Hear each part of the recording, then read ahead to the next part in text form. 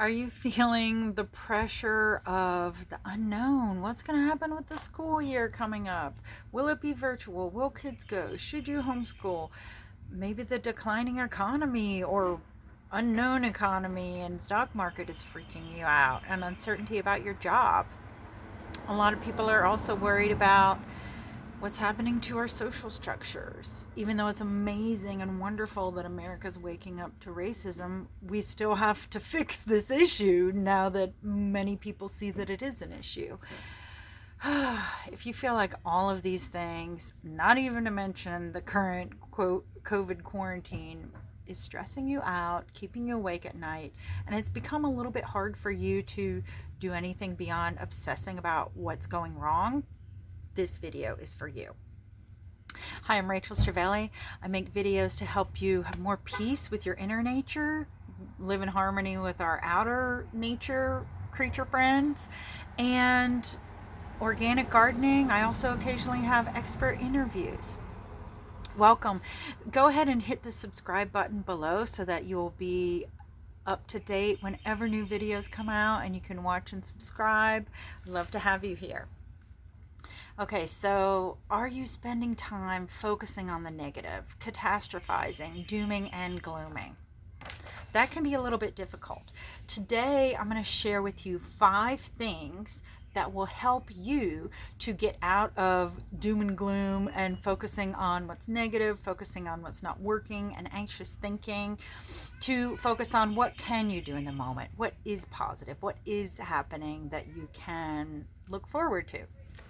And although I'm recording this in the summer of when we're in quarantine with COVID and all that's happening, these ideas and these practices I used well before this began, and I plan to use them the rest of my life. I also have on my email list, if you want to click on the description box, I have a handout which will help you stop dooming and glooming. Easy ways to do that. Okay, so what's the first thing that you can do? One of the best things you can do when you're way too much in your head, I'm going to move my mint plant now, is you can get into action. So maybe there's something that you can do, like clean your bathroom, clean your house, do some yard work. I frequently talk to clients who say one of the best things they find about getting out in nature is when they do something like yard work or gardening.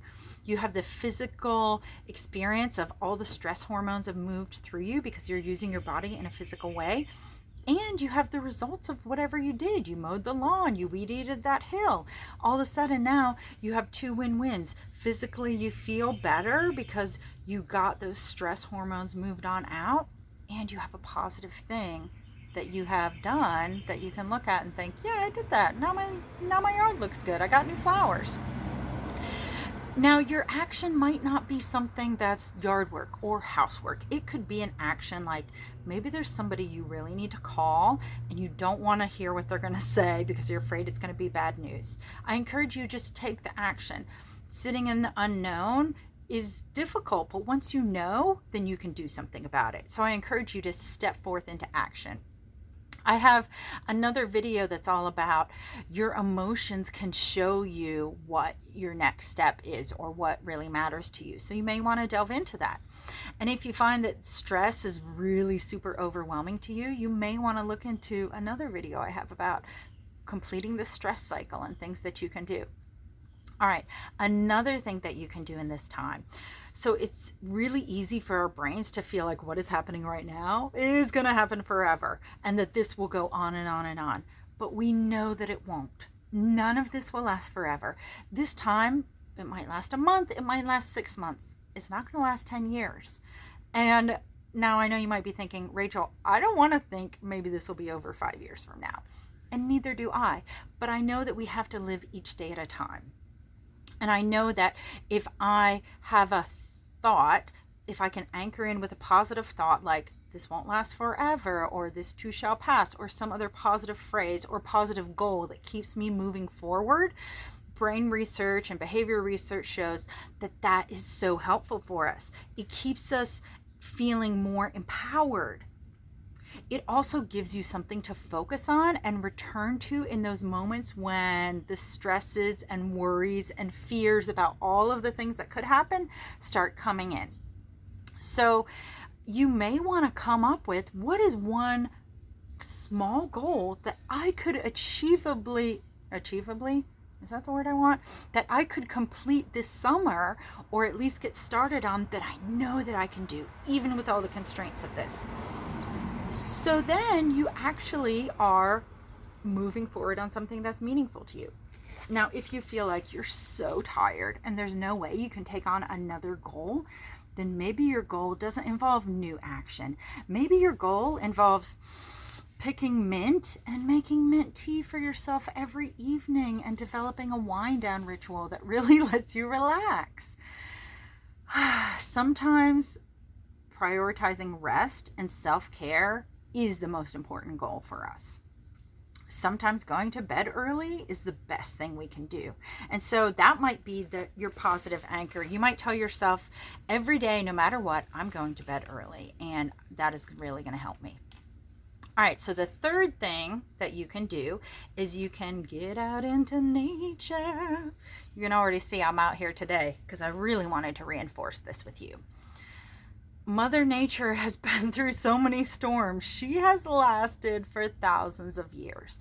And yes, species go extinct and diseases and droughts and all these things happen, but Mother Nature keeps on trucking. And that's one of the reasons I always return to being outside, why I make sure to connect to nature and be in nature every day. And you know what? Look, I'm just outside of my house. Like, you don't have to have a lot of nature, access to nature, to connect to it and to feel the positive effects. There are so many positive effects when you spend time in nature. And I'll link to one of the other videos I've made about that. I have a few videos about the positive effects. Whether or not you want to get philosophical when you're out in nature and think, oh, this plant has survived, this tree has survived, these rocks are here, I will be here. Or whether you just breathe in the fresh air and get outside. Whether you look at the sky and feel connected to something bigger than yourself. Whether it's that, and studies show this too, being outside lowers our stress levels, lowers our anxiety, increases our creativity.